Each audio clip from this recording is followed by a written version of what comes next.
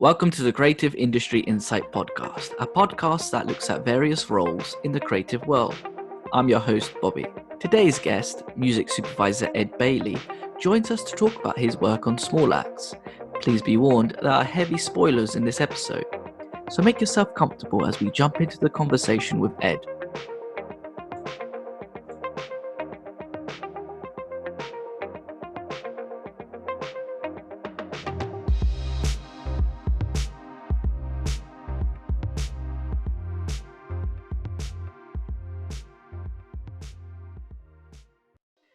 Hi, thanks for joining me today, Ed. Absolute pleasure. Cheers for having me on this kind of greying December eve. I don't think we'll ever get a white Christmas in England.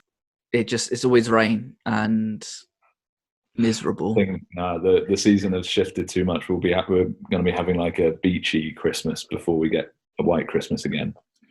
Got another 1,000 years before the seasons rotate back to this being a white Christmas. You know what? I wouldn't complain about beach Christmas. I had one last year, and it was just, you know what? It's so weird seeing a Christmas tree when it's like 40 degrees. I feel sorry for the guys who still dress up as Santa. In the heat. No, because then you can get like the coat, but it'd be like a gilet vest and then like shorts. You know, it just makes comfort, and then short sleeve t-shirts or vests, and that's that. But you always have to wear the beard though, right? Because do you think that's what he does as he travels the globe? He's got his zip offs, and he halfway around the globe, he zips his lower legs back on. Potentially, I just got that image in my head. Just like now, I'm just picturing Tim Allen doing that from a Santa Claus movie. That'll be number 4. Be like the Santa Cruz or something. But we're not here to talk about Tim Allen or about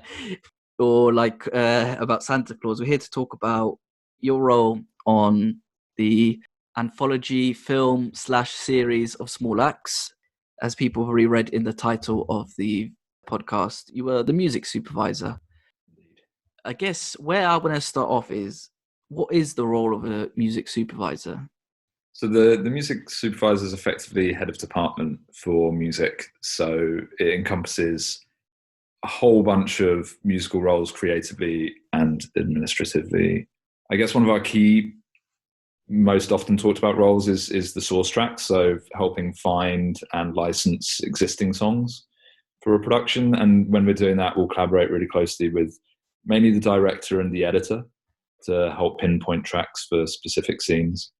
We'll also, again, depending on the production, because you kind of wear different hats depending on what's needed, we'll get into score supervision and original song recordings. So that can be helping find and contract and support the original score composer and any other music producers and arrangers that we're bringing in to create and record score and songs for a film or a TV project.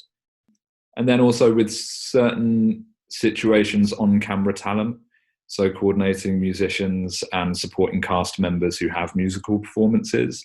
So if there's on-camera talent who are, it could be a band playing in the background in a scene, or it could be all the way through to like a lead cast member performing a song. We'll be involved in that whole process of making sure that they're really comfortable with how that song is delivered, be it bringing in vocal coaches, handling recording sessions, working with the on-set sound team to make sure that miming or recording on set is all going to go smoothly, and then also kind of licensing those tracks and doing the whole kind of back-end fun bit of the contracts. So there's quite a lot of hats, and sometimes it's a bit of a pick and mix. You might just be doing source tracks in one production, or you might just be doing score. Sometimes you kind of get to chuck it all together and do a whole bunch of different things. So when you were mentioning as well that you get involved with the actors so that they sort of are prepped on set to sort of, if they're performing a song, does that mean you were involved with like the MCs when they were performing and saying and sort of delivering certain lines during the show as well? Yeah, I mean, like sometimes it's, so with small acts, there was some specific introductions that we made from people to make sure that the right people were involved to help advise on that stuff. So with Lovers Rock, our sound system guys, we basically brought in.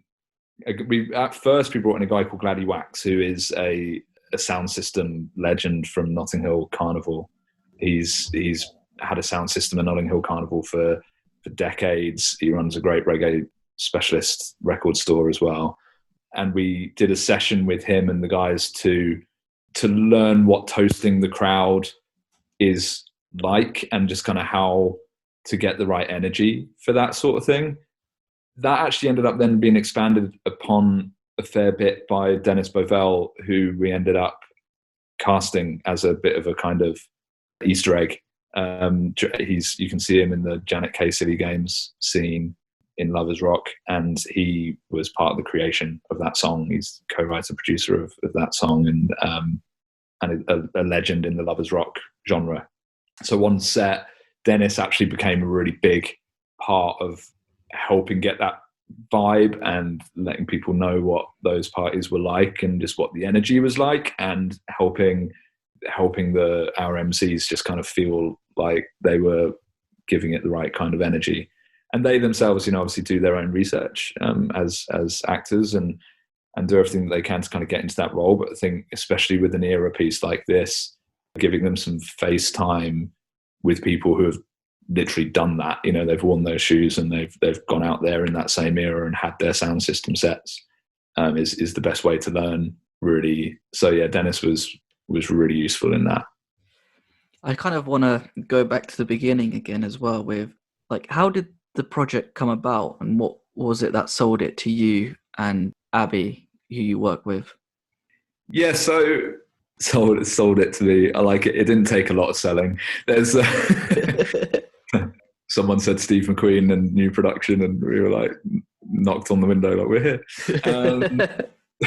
So yeah, I mean, we were lucky because we had worked with one of the producers, Mike Elliott, on a few films in the past, and Mike's a fantastic producer who we've just been lucky to work with on a bunch of really cool productions, and he gave us a shout when this started, and pretty early on, because it was obvious in script development how important music was going to be, and across the different scripts, be it in Stephen Allison's or Stephen Korsh's scripts, there were different songs that had been mentioned scene to scene, and they'd be kind of penciled in the margin as inspiration and as ideas, and just to kind of really start painting what the soundtrack could be. So it was obvious to the producers pretty early on that they needed to get a music supervisor in and start, working stuff out.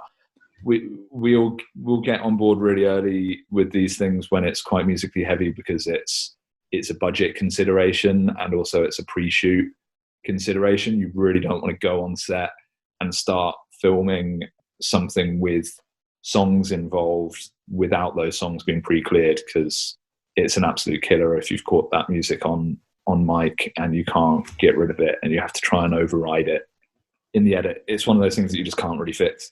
But Steve's approach was entirely like, he didn't ever want, people mime dancing in a room and then adding it in post afterwards. He was always going to create that event. He was going to make the Lovers Rock Blues Party, and people were going to experience that, and that's how he was going to get the best performance. It was the only way that he was ever going to approach it. So for that reason, we needed to be involved really early to make sure that there was a good lead time up to clearing tracks, clearing the playlist of the night, so it could literally be played back on set and that event could effectively happen. So yeah, we were never sold it, because we were just straight away like, wow, I mean, it's ambitious. The subject matter we knew was going to be incredibly important. It was just really, every part of the project just felt like one of those big moments in UK filmmaking for us, like straight off the bat. And to have an opportunity to work with Steve and his production team was incredibly inviting. We were in from day one. Because music plays a huge part in small acts. It does feel like a character in its own right. It's just always there. It's always present. There's always a certain vibe to it and really adds to what's being presented on screen. And with it being such an intangible element, that each viewer will have like a different response to it, how important was it picking the right songs? And how closely did you need to collaborate with Steve to involve those overarching musical direction of the series? Where should I start? I mean, I guess like when it came to the kind of, I'm going to kind of go through those in reverse, in terms of like thinking about the overarching musical approach to the series. It was quite funny because we hit Lovers Rock first because that was the one that had the, like I say, like having music played back on set. There were on camera bits and pieces in the others, like a steel band. Well, two different steel bands in Mangrove, and in Education we've got a scene with a teacher doing this kind of excruciating long performance of House of the Rising Sun to the kids, and also a London's Burning performance. There was a few on camera things, but really the big weight of those was in Lovers Rock. So we were kind of straight into that without talking about an overall arc, because each of them were really standalone films. There was, they're from the same era, but it's not like there was a canon between them musically that needed to follow from Mangrove into Lovers Rock into Alex Wheatle into Red, White and Blue. Like they were treated as individual things. And because of that, they each had their own identity. I think a lot of that identity was drawn naturally from the characters and the script development that Steve and his team had done that side, in terms of things like the Alex Wheatle film, for instance. Alex is discovering at the front of that film reggae for the first time. So we got to play more with roots reggae and more kind of protest music, really, the kind of heart of reggae. And then we're in Brixton when he moves to Brixton and going into record stores and experiencing dub, setting up his own sound system.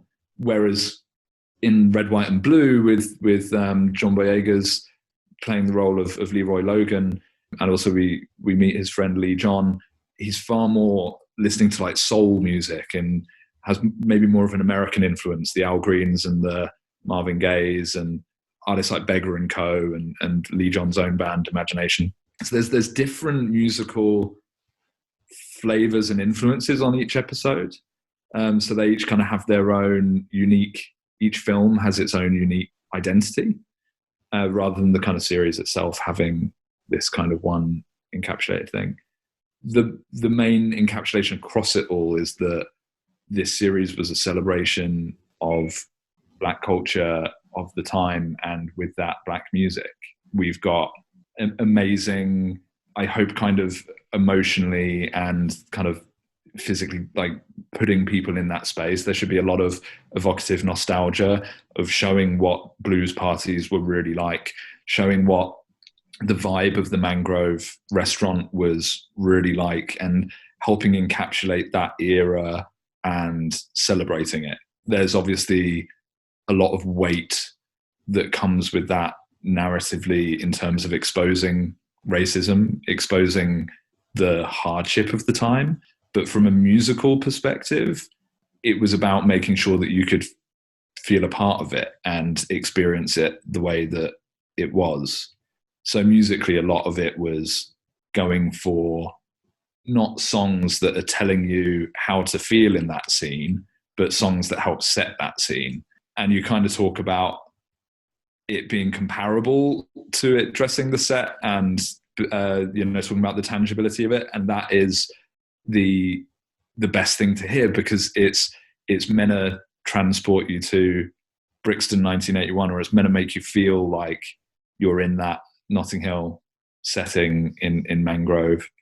And hopefully, the songs that you hear on the radio or that we used over montage sequences or that you kind of see at the parties will evoke nostalgia for viewers who were there, who experienced it themselves, and for others will hopefully in some way give them at least a fraction of an experience to really feel like they really know what those environments were like now, and celebrate it. I hope that kind of gives you a bit of an idea of the. Well, yeah, because it's when you're jumping between 5 different shows and that they're all very different. It's interesting to hear what needs to be considered for each show and what like your understanding of the content is, and putting the right songs to match what's written on the paper. But you mentioned as well beforehand that when you got the scripts that they had notes on the side with songs that inspired what had been written. Did that sort of help you creatively in knowing this is what they were sort of going for, or did that potentially make things easier knowing that they knew what songs they had in mind? Yeah, I mean, it was a great launching pad, and a lot of that came from various conversations that Steve had, including with Alex Wheatle and with his co-writers on the scripts, and just himself, his own record collection. The ones that were maybe the thing that it did for us really was kind of, it helped put us into the mindset of where Steve was headed musically, and really kind of what he wanted to achieve and what that mixtape was. The thing that my first role when getting involved had to be is that kind of, I'm the kind of the messenger to come in and pop the balloon of songs that you can't have as well, which is really like, oh, okay, I wish that we could have that tune, but it's just not clearable. And there's a lot of that within music in general, but with certain genres, there can be things where the rights are like all over the place. It happens a lot in hip hop, where there's a lot of music that uses samples, and the artist just kind of used that sample when they're just creating beats for the sake of creating beats, and then one day these become commercial records, and then you've got to negotiate these samples, and sometimes it doesn't work out, and that means it makes it really hard for you to then use that song. Likewise, similar thing in the world of reggae, with people adopting each other's rhythms and basically like using the same bass lines and beats and lyrics. There's a lot of covers within that world. So there was a lot of people kind of interpolating each other's songs and sharing things, or just rights disagreements come up. So and that's just the way of the world of music. But when you kind of have a film like Lovers Rock that had like a good, I don't know, like 30 tracks or something in there, one of the first things that I had to do was kind of peel it apart and work out what can't we have, and how are we going to, what should we replace these with? Which was probably one of my first meetings with Steve, actually, was just sitting down and flying through replacement ideas and kind of seeing what else could fit for this Lovers scene, or what could fit for this dub scene, and making sure that we had things that were as good, or if not, hopefully in a lot of situations better, because then we're actually really getting into it then and thinking about it specifically. Whereas in the script, maybe it's more just to kind of give a quick flavor, like this is the kind of mood that we're thinking at this point in the writer's room. But then when we're involved, it's kind of more, okay, let's really dig into it now and see what could be the tune at this point in the film. So yeah, it's dead handy, because they, the script gives you this real sense of where the script writer and the director's heads are at, and it really set the tone of the film. Because it's, and also like reggae is a complex genre. Like there's a big breadth to it, especially when we look at things like, roots reggae and songs that are more about protest, and then songs that then kind of, or more about religion, and then you kind of go through to Lovers Rock, which is far more about exactly that. It's romance, and then through to dub, which can be like trancing and meditative and deep and housey and heavy. Like there's a big spectrum to it. So kind of having those script notes from the start is a really nice way in to kind of go, okay, yeah, this is the bit that we're talking about. You're mentioning about clearing songs and how difficult it could be. What is the process of clearing the song? is there some songs that are really easy, that it was literally you send one email, or is it a case of like it's just a case by case basis? Yeah, so it's case by case, but the general kind of rights thing is that you have to clear the recording and you have to clear the publishing, and the publishing is basically for the songwriter, for the composers, and obviously the recording is for the artist and the record label, because they can be totally different. Like you could write the song and I could record it, so we've kind of got these two different sets of rights that we need to clear. And then you've got musicians unions and that kind of thing as well for the orchestras and things like that performed on that recording, and you need to pay separate fees to them. Actually, within Small Axe, we worked really closely with the BBC and their music copyright and clearance team. This is a BBC production, so we worked really closely with them, and a lot of our role in terms of getting involved in the clearances for this particular anthology was to help find those artists that were really hard to find, because there's a bunch which, you know, you can't, were harder to track down because the record label went under years ago and the rights got sold, or it's kind of hard to find those writers because they've maybe, unfortunately, they're not around anymore, and we're trying to find their estate and that kind of thing. So we got a bit more Columbo on it, and we're kind of digging into kind of helping them track people down. So that was a lot of our role on Small Axe outside of the creative. But yeah, so traditionally it's, you know, when we're kind of working on something and doing all the clearance, it's record label, publishers, unions. It's kind of, those are the three kind of sets of clearances. And, you know, you could have like a huge song and people will hear it and go, man, that must have been hard to clear. And then you could have this kind of unknown crate dug gem, and then actually that's the one that's really hard. The other one, yeah, it might be more expensive, but it's not necessarily always the case that the big one is the difficult one. I can imagine, well, especially if you have somebody like the BBC's music clearances behind you, it probably makes it a lot easier because of their contacts must reach far and wide. But I think I did clearances once on my job for music, and it is really hard.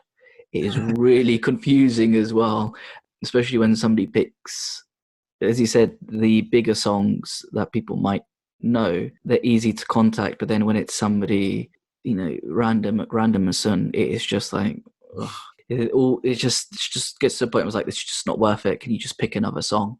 Yeah, I mean, we're just like, I'm maybe a little bit sadistic, and actually when there's something where you can't have it, or you can't find the artist and that's why you can't have it, we just kind of stuck to our guns and kept digging as much as we could. And, you know, there were things we had to give up on. There always are, but and, you know, sometimes it can be for different reasons. Sometimes the money is just not there, and sometimes they don't want that use to happen. People can deny it if they don't want it to happen. But with this, I don't know. There are a few where we end up kind of making late night phone calls to Jamaica to an estate who doesn't speak English, and unfortunately, we equally are struggling to kind of, Google Translate wasn't helping us to speak with them. So like, there's a lot of situations where we're calling people across the world trying to, you know, clear tunes, and a good chunk of them worked out, which was great, because for us that meant that we got to kind of creatively stick with what we wanted to. But yeah, music rights are one of those things where it's like, don't try this at home a lot of the time. Like you want to know what you're doing, because you don't want something to go wrong and for something to come out of the woodwork later on. Especially companies with all their team of lawyers and the fancy sort of terminology that they'll use to scare you. Even doing a theme song for the podcast was difficult, because I don't want to pick something that I could get sued over something. It's basically risking something like that. Those people who probably turned you down must be kicking themselves now, but you know, we're seeing how popular the show has become. But with Small Axe jumping between different years and decades, exploring various themes and topics, what new challenges did this present for you? Interesting, yeah. I mean, musically, there's a few like I said earlier on, the way that each film kind of tackles different things, like has its own kind of identity. There's a few parts of it that handled the kind of gravity of the subject matter in different ways musically because of that. So for instance, with Mangrove, we had the pleasure of Mika Levi scoring the Mangrove film. She created some incredible music for it. And that kind of had to be because source tracks weren't going to do the same thing. It was like, it would have been the wrong direction to go in. And she was able to support and narrate those sequences, and to also, she was great at extrapolating themes from things like the protest and the rhythm of the march and the visceral nature of watching this protest. She turned it into original score, it really incredibly, with her protest theme. And then equally with the Old Bailie sequences when they're in court, this woozy grandeur about the court, when the score now shifts over to a more orchestrated place, and it's alien and kind of oppressive but giant, and like they're in their comfort zone and kind of almost nonchalantly kind of handing out sentences to people, and there's this kind of like ivory tower vibe to the music that just kind of feels really powerful and really strong, and it makes you feel like you're in the dock, and it's intimidating. So there are hurdles when trying to musically like get across certain narratives if you're only working within licensed music and you don't want to just kind of stitch together existing source tracks to kind of try and do that. And original score is an amazing, it's the way to kind of then address that, and Mika was just kind of perfect for those moments.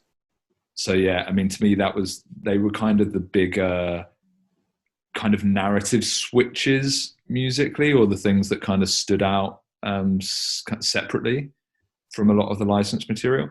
There's then some very different kind of vibe in education. There's a lot less licensed music in education in general. There's a Small Faces, Lazy Sunday montage cue when the kids are playing on the bus, and it's this like hopefully really just kind of weight off your shoulders moment in an otherwise really, really hard to reconcile story.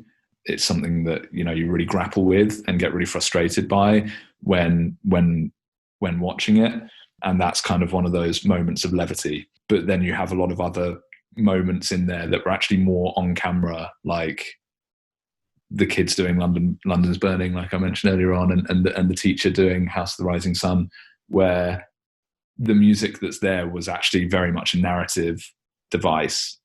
First one with the kids doing London's Burning, it's like, this is school, this is relatable, this is something we've all done, is like sing songs in school, and that that like ear-piercing sound of xylophones getting smashed up and bad tubas like honking in the corner and kids kind of singing out of tune. But it's a positive nostalgia. And then that kid getting then ripped out of that class that's the bubble popping moment, and that kind of like, holy hell, like his story is not the same as mine when I was at school, and why was his experience so different? And it's when it kind of first opens that door into the world that education explores. And then the other narrative device musically in that episode is then the teacher doing this kind of grueling performance of House of the Rising Sun to his students, as if it's like this exertion of power over them. It's kind of a laziness of being a poor teacher. It's this kind of, you can feel their boredom as the music deliberately grinds back through another verse and then another verse. It's the polar opposite of the Lovers Rock Silly Games cue, where the kind of repeating of that cue and making it bigger and bigger is this huge celebration. It's the opposite. It's this guy is like grinding it out and kind of wearing you down as a viewer. So there was some kind of interesting narrative musical cues that we could explore, and kind of different ways of using music throughout it without doing kind of straight licenses, and kind of making them a bit more of a device. You were mentioning as well working with the composer and how it switched from sort of licensed music to composed music. Does your song choices affect the way a composer and sound editor works, or are they heavily involved as well in what you're doing? Yeah, and like vice versa. I think like to the first thing, I mean the relationship, again, this kind of like this depends, like, you know, film to film. It really changes in different projects or TV show to TV show as to how that relationship works.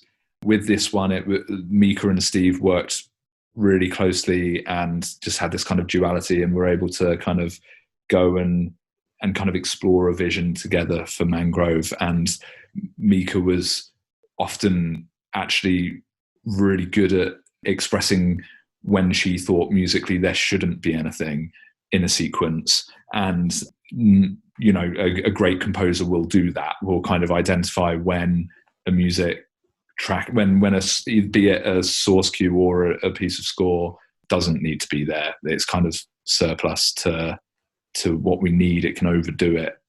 And she was really great at letting us know when she felt that was the case. And I think, you know, it's the same. It's certainly the same with sound. I mean, with Small Acts, the relationship was very much like with the edit. So the music is kind of, you know, once we've got past the shoot and all of those tracks and all of those songs are kind of locked in, when it comes to kind of finding new tracks and going, hey, let's try this here, let's try that there. By the time the edit had been done, which happened over a number of months, the songs were they were pretty much in. And then a few things would change in sound when we're doing the final mix, you know, in terms of treating pieces of music, making them feel more environmental, that kind of thing. But it can, on other productions, it can go the other way, and it can just as much be that the sound team can, you know, like kind of like, you know, you can be sat there and just kind of go like, actually, yeah, you're right. This is the wrong energy here. And that can be educated by when you suddenly add, if you've got this high action sequence and then you add in loads of sound, again, that could be too much. It could clash with your cue. It could change the pacing or the vibe of it because of other stuff that's going on. So it needs to be a bit of give and take, and there needs to be a collaborative approach to it, because any one point within that process is no lesser than somebody else's point in that process. So we've got to take each other's opinions on board and keep it collaborative. I can imagine that you don't want to steal the limelight from each other when you're working on something like this. But then when you have the mix of going from a normal song to composition of song as well, is a big, I think that's like a massive art in itself, to sort of mix them two together and make it seamless and not sort of clash. I think the funniest thing I must have seen online is when people talk about the music on the show, I think they're sort of mistaken that it's all the composer picking everything. And I don't have the heart to tell them that it's all, like, also it's just a team of a number of people sorting everything out and blending it all together. And it's just, I think sometimes people forget how much work goes into it. And we live in the shadows. Yeah, pretty much.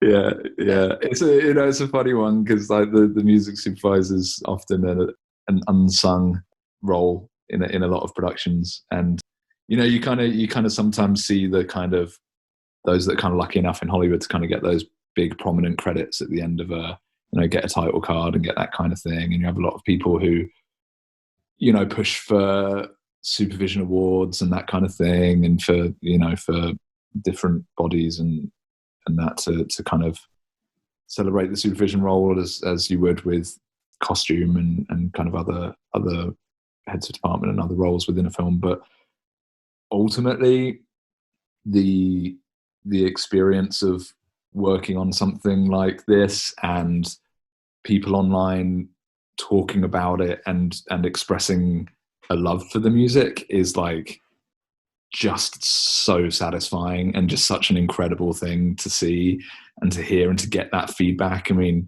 I was involved in this for about 18 months, and obviously Steve's been cooking it for a lot longer, and and when you kind of see these things finally out in the wild, and for people to be asking, hey, what's that cue? And I'll kind of like sneak into the Twitter chat and kind of be like, there's this. So wait, so you basically, do you just, on the Twitter, do you just search Lovers Rock, this, that, the other, and just see what people are talking about? Is that what you're admitting to?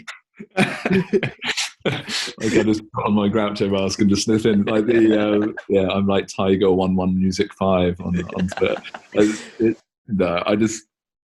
I couldn't help it when a few of them went out, but just to have a little stare at Twitter and just see what was going on and watch, especially when Lovers Rock was like trending and that was getting so much social feedback, because it's incredible seeing all the big reviews, like, you know, seeing the big press giants saying big things, but when it goes out on BBC in the UK, Amazon in the US, and you kind of I'm there watching it, obviously, because I'm finally seeing it on a broadcast. It's just kind of like we're all going to tune in. Everyone who's worked on any production, you know, does, like that moment when you finish a film and you see it in the cinema, or that minute that you finish a TV show and then you see it on TV.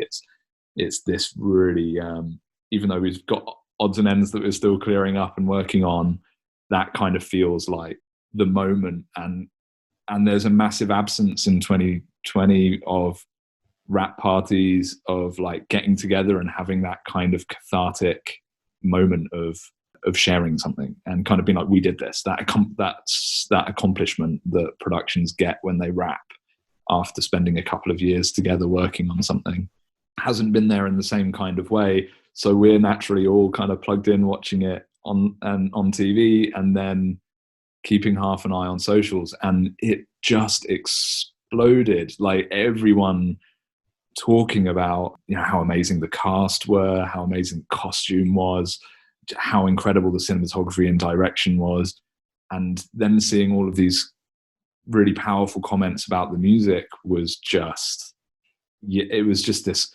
amazing sense of relief and amazing sense of joy, and also just kind of like getting personal stories, hearing people talk about when they went to blues parties and they danced like that to that Dennis Brown song, or that, oh yeah, I remember that dub hit. Like those kind of moments are just really, when they're met with enthusiasm, or when they're opening people's eyes to some new music, some that they've never heard, and then they're going, wow, that's a cool song. Silly Games started going up the iTunes chart. It peaked at like number 25 or so that week on the iTunes chart. And this is, I mean, Janet K. Silly Games is like 1977 or thereabouts. And it's suddenly, after Lovers Rock goes out, it's back in the iTunes chart. And so, yeah, like, I won't lie, it was amazing, like, kind of seeing that response, and yeah, kind of gathering kind of non-professional input on it, like actual viewers, getting people's real emotions. And yeah, it was an amazing experience. Even Barack Obama is a fan. He listed Lovers Rock as one of his favorite films of the year. So that's incredible. So, I mean, we all know he's got good taste, right? Debatable. No, I'm kidding. But no, but even that, like, that's the sort of the reach that this sort of show has. And I know you've released the playlist on Spotify, which I'll link in the show notes for people to hear if they've missed it. But yeah, it's just incredible to see the reach and conversations online about it. I think that, one of the things I've found particularly powerful about that reach is how well it's done in the US, and because these are they're very British stories, but they translate, and they're from specific biographies. They're from big moments in history, like the Brixton Uprising and Mangrove 9, and these stories are very British. They're very London, but then, as I say, they translate, they're relatable, and they're incredibly important. So then to see that permeate in the US, for people to really get it and for it to resonate is really, really special. And kind of celebrities and leaders of the free world aside, like to again kind of see like the average person watching this on Amazon to have that kind of response is incredible. Especially in a year like this where Black Lives Matter has had this kind of great resurgence and this like huge amount of worldwide attention for these stories to be shared cross continent that are relatable, that are familiar, and that show different struggles but for similar reasons is just incredible. That it just kind of shows an international solidarity as well for these narratives, which I think is kind of more important than ever. So for it not to have just been treated as British stories for a British audience means a hell of a lot. Is there a particular placement that is special to you, or one that you can't believe that it pulled off perfectly? Like for me, I love the one in Alex Whittle where it transitions from the sticks to Brixton, and it sort of just captures his emotion and going from somewhere he doesn't really like to this whole to this whole new world. That's a cool choice. I think that's where as well we have like Desert Island Discs. We're playing on the radio in the car, so you kind of have that classical By the Sleepy Lagoon piece playing, and then it cuts to, I think it's Rupi Edwards, Skanga, and it's just feels very Brixton, doesn't it? It's just that kind of transition from Surrey to Brixton is wicked. I'm glad that you like that one. I mean, it's funny because it's kind of full of the whole anthology is full of minor victories. There's like lots of little kind of great. Like we got that Prince Farai track in at the record store, and that's a really cool moment. And then there's like even a lot of kind of background cues that like meant as much because it's just because they're kind of personal loves and things that like I really love the Beggar and Co. Somebody Help Me Out cue in Red, White and Blue. I think that Lovers Rock, because of just the prominence of the music, is the one that's always gonna kind of stick with for maybe the bigger musical moments. I really love I mean, I'm just never going to get over the Janet K. Silly Games use that's in there because it was just magical. And as I say, kind of having Dennis Bovell involved, and you can hear him singing in the crowd when the crowd were singing a cappella. And a lot of that was a very natural thing that occurred on set. Steve set the vibe, he lit the fuse, and he let it unfold. And the cast kept singing. And kept singing and kept singing, and he kept filming, and you can hear Dennis Bovell's like deep bellow of a voice kind of cutting through, and then you can hear some amazing supporting artists smashing that falsetto, like really hitting that insanely high note, and it's just a really magic moment, which that's always going to be a big standout because I think one of the reasons being that it kind of sums up a lot of the purpose of Small Axe and a lot of the celebration behind it all, hearing those voices singing in unison and really going for it, and it just kind of shows how the cast would stand like this. It was all happening.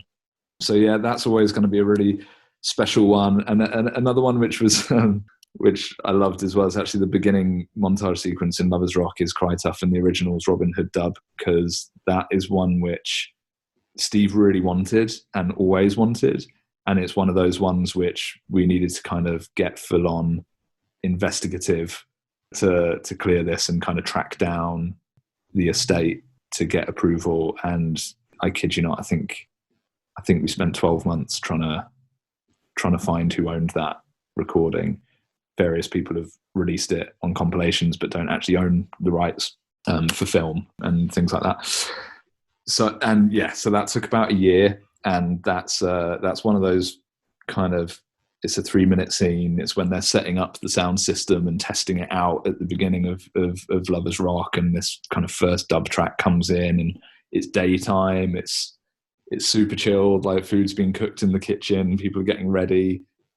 To me, that just kind of evokes exactly what it's like when like setting up a party, that kind of buzz before whatever your party scene is, and whatever the era is, whether it's friends coming over for a barbecue or whether it's like setting up a big house system or a big dub system like this.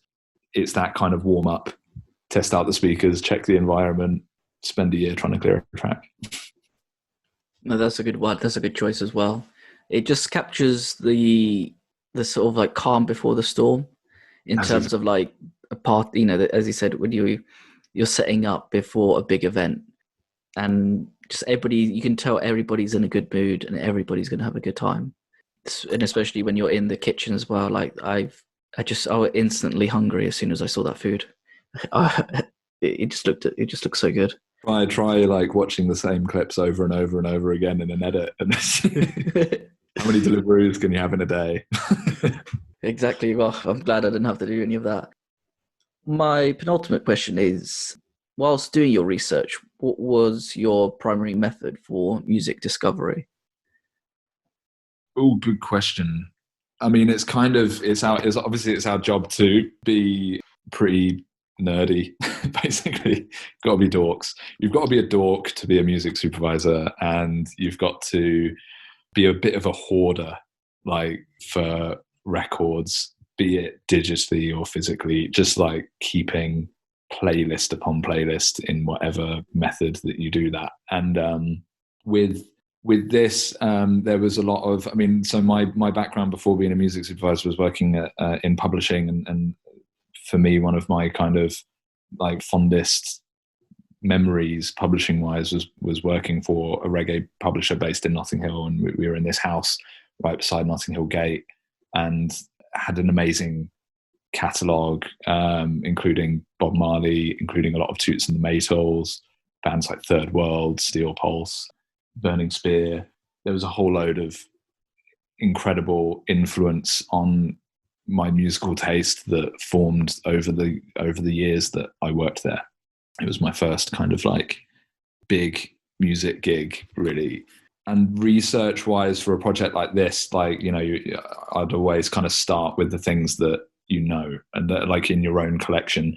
And then because this is such an era piece and because it's so year specific, a lot of that then becomes, okay, like Notting Hill, specific year, what's actually being listened to. There's kind of the stuff that I love, but would it really have been in that sequence? Like, is that restaurant gonna have heavy rotation of like hyper cool crate digs that didn't actually really start getting attention until the 2010 repress? No. So it's actually really, it's going to be this thing, and still want it to be an amazing tune, and you want them to be memorable, and you want them to be great tracks, but you don't want to kind of falsify it and make it feel incorrect to the location and to the people and to the time. There was also, there was various friends and connections made throughout the series for myself and also for Steve, when, we would chat with people, because it's research. Like the whole point is it's music research. It's kind of getting into the mode of maybe that record store owner has some great ideas, and maybe that A&R person that I really trust who runs that record label has some really great ideas. When I'm calling around trying to clear a specific song, and you end up chatting to producer A or artist B, and there was that happened a lot throughout the making of this, I would ask them about certain experiences and certain scenes, people who had their own sound systems, because that's how you keep it true and also keep it really satisfying. Part of what's been really nice about putting up those Spotify playlists and seeing people's response on Spotify is that there's a bunch of tracks that aren't on Spotify. And, I wish they were all there. I wish I could populate it, and I wish that we could get it all out there and everyone could access it, but it's not all there. And hopefully we're, going to down the line be able to get people to hear those through a soundtrack release. And, we've got some things coming up we're working on, but it's also quite nice when you kind of you get to that point of compiling, and it's like this isn't all just found from the best of reggae 2020. It's this is a whole pot of influences and a whole pot of different people's ideas, friends, associates, people who Steve's been in the writer's room with, people that we've been clearing tracks from and then gone down a rabbit hole of their own experiences. The whole series kind of stands to a compilation of real stories and other people's musical biographies. And yeah, because of that, I mean, it's dense. We've got like 100 tracks across 5 films and original score on top. So to be able to kind of populate that with a wealth of exciting and tunes that kind of celebrate the era, we've kind of really pulled together and made a team of it. That's great. It's interesting to hear as well that it was not just a collaboration process between the people involved, but also, Joe Bloggs at the record shop having their input and everything. Because it's such a, in a way, a period piece musically as well. There must be certain songs that you probably never thought of to include, and then you find it, and it must be so satisfying having that sort of like underrated gem just hidden. Yeah, I mean, definitely with the dub tracks as well. And we've got some like B-sides in there that were kind of like the harder ones to track down, and they're kind of more the ones that have been, that aren't lying around on Spotify, and that are kind of more I mean, there's some great online sources, like, don't get me wrong, like, and a supervisor needs to use all of them, but it's avoiding the world of surface skimming, like really getting to the core, getting to the heart of something, and asking around it's just really satisfying. Obviously this year has been a bit of a difficult one for social interaction, but the kind of contrary benefit of it has been people have been willing to have really long phone calls with us about music when the time has come. And, just to use Dennis as an example, because that kind of getting Dennis involved started off as a, would you be up for, I'd worked on a project with Dennis just before Small Axe, and asked him if he'd be up for having a chat with Steve about it all. And Steve was like dead up for meeting him as a big like fan of the music that Dennis wrote and produced. And the two of them getting together and having chats about what did these rooms smell like and feel like, and just tell me every tangible, visceral thing about these sequences that he will then interpret and find his way of capturing visually. And then because of that, we end up just having other musical conversations, like Dennis and I on WhatsApp, and I'd be like, I don't suppose you know so-and-so, and he'd be like, yeah, of course I do, and then pass me another number, and then I'll kind of call that person and ask them a question, and then part of that, so I don't suppose you've ever actually spoken to so-and-so, just because that's come up, and they go, yeah, and then you just kind of end up going down this chain of people, and it helped massively with clearances, but it also helped inspire new song ideas. I guess that works perfectly until one of them says, no, we're rivals, I will never talk to that guy again. I mean, I don't want to broadcast any stories on that, but there were a couple. No, I don't want to. No, I don't want to get you into trouble. I just thought I'd make a joke. No, it's quite funny to hear. It's great that it's sort of, in a way, sort of snowballed in helping and making things run smoother. It's a really tight musical community, and it's the thing, like when I worked at that publishing company, as I mentioned, like it was a very similar thing. There was just, I was going to say friends, but family members like coming in to this building every day and hanging out, and it really did feel like family, and people just kind of mobbing around and who had been there for years, who were just like, it was like practically an open door policy to local connections, which you just don't get in like a traditional office, or like it's just didn't have that feeling at all. It was as far away from a corporate office as you could possibly be.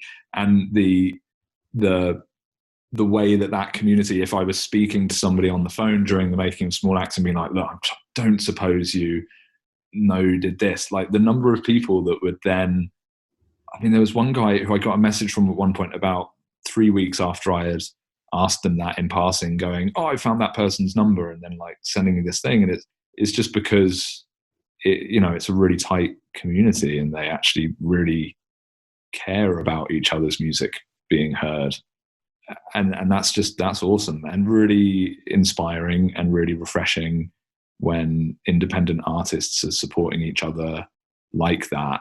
And yeah, it's having a nice little, like I say, when you kind of see a Janet Kay going back up the charts and those kind of things, like it's one of those moments where you kind of feel like, okay, like hopefully this series, beyond the anthology of films, hopefully it's making people buy some records and or stream some records and like listening to these tracks more, because they're just from artists that we hugely admire. So it'd be really amazing if they're getting that love.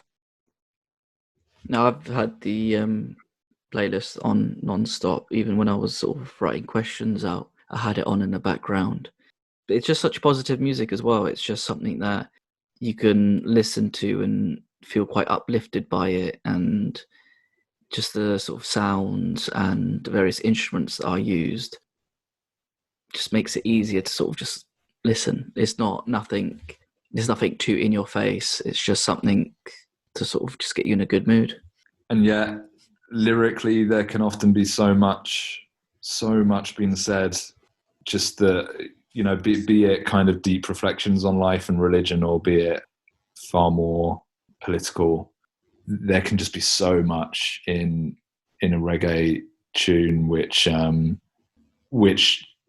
might have been written and recorded in the 70s, and yet still its message is still true. Especially a lot of the soundtrack that's in the Alex Wheatle film, where we've got like the Max Romeos and the Bob Marleys and the Black Uhurus of the world and revolutionaries. There's a lot of, and Linton Kwesi Johnson, like hugely, who's an absolutely marvelous poet. Those songs just have so much gravity and power behind them. Decades later, they're no less important. It's rebel music, it's protest music, it's got heart, but it's got urgency. It's got real commitment. But yeah, I mean, I'm with you. I could listen to it all day, every day. And it's one of those things when you finish one production that you've been kind of saturated in for so long, and then it's literally, final mix day in lockdown in, when were we? Like late October. And then it's like, okay, that's done. That's the last cue in Small Axe finished. And then I'm kind of sitting there and I'm like, what's next? Like, what am I going to listen to now? I've been so obviously doing multiple projects at the same time, all the time, but like dub and reggae have become such a huge part of my daily life, like so much more than usual. And then you kind of get to the end, and I was then in 1920 for my next production. So it's kind of like, into Scott Joplin and show tunes. It's like, wow, it was such a mad switch. That does lead nicely on to my last question. What is next for you? What's next? So we're working on the new series of Top Boy for Netflix, which, we're picking up where we left off from what was the first Netflix series, but that was the third Top Boy series, but the kind of first one on Netflix, and we're on to the next one now. And we've got a really exciting new series called Supo, which is a BBC series from an amazing new writer talent called Nicole Leckie. It's an adaptation of a one-woman show that she did, which is now coming over to BBC. It's kind of a part musical event series. So that's one to keep an eye out for, which will be late next year.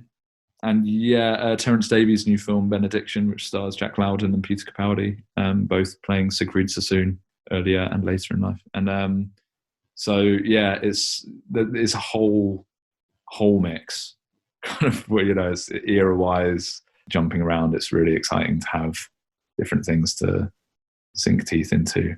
But yeah, Small Axe has been an amazing journey, and there's still some exciting stuff coming up musically over the next few months for small acts. So I'm still kind of plugging away on those bits and pieces. But yeah, it's kind of nice to be back at the beginning of a production curve with these other projects. Ed, thank you for joining me today, and I really appreciate the time that you've spent with me. For me, it's been really interesting and eye-opening to hear all about music supervision in small acts. Yeah, thank you again. Cheers, mate. It's honestly, thanks for having me on. It's an absolute pleasure.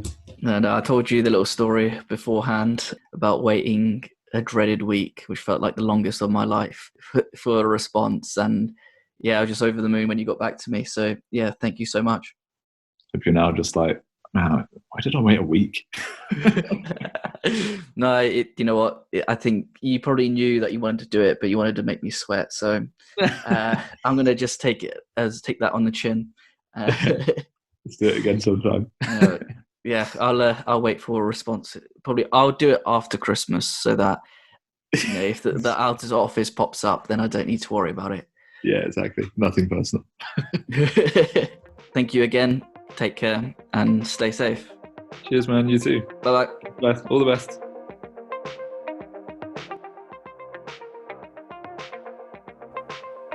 Thank you for listening. Please subscribe, rate, and review this podcast.